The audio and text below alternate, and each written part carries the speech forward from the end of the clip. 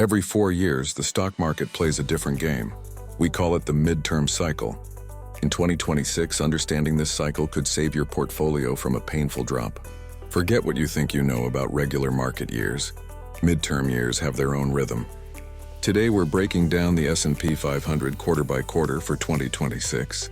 We'll show you historical data, likely scenarios, and when to expect that infamous 10% plus correction. Let's dive in. First up, Q1, January to March. Forget those January effect rallies you hear about. Historically, Q1 in a midterm year is often the weakest and most sideways quarter. Data point.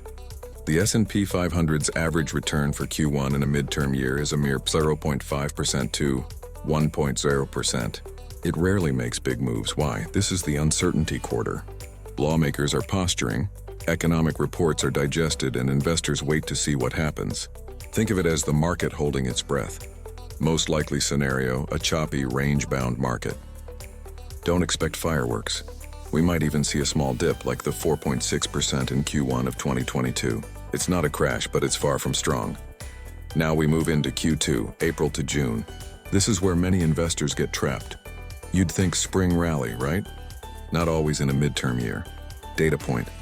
Average Q2 returns are a modest plus 1.5% to plus 2.1%.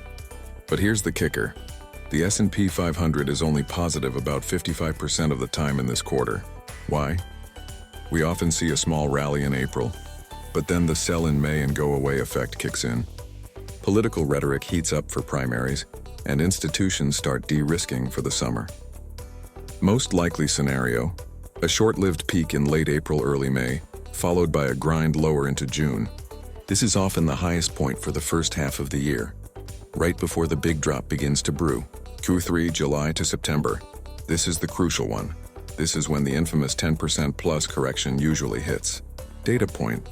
Midterm years see an average intra-year drawdown of 18%, with the bottom typically falling between August and October. September is statistically the worst month of the year. Why? Uncertainty peaks. Liquidity dries up in the summer, and any negative economic news gets amplified.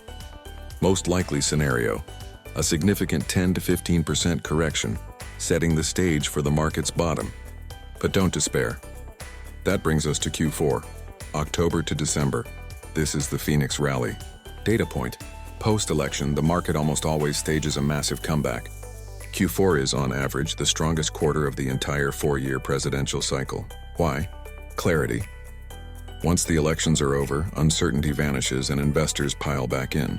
Most likely scenario, a powerful year-end rally, erasing much of the Q3 losses. So there you have it, the S&P 500's midterm playbook for 2026. Be cautious in Q1 and Q2. Prepare for a drop in Q3 and get ready for a strong rebound in Q4. Knowledge is power. Subscribe for more market insights.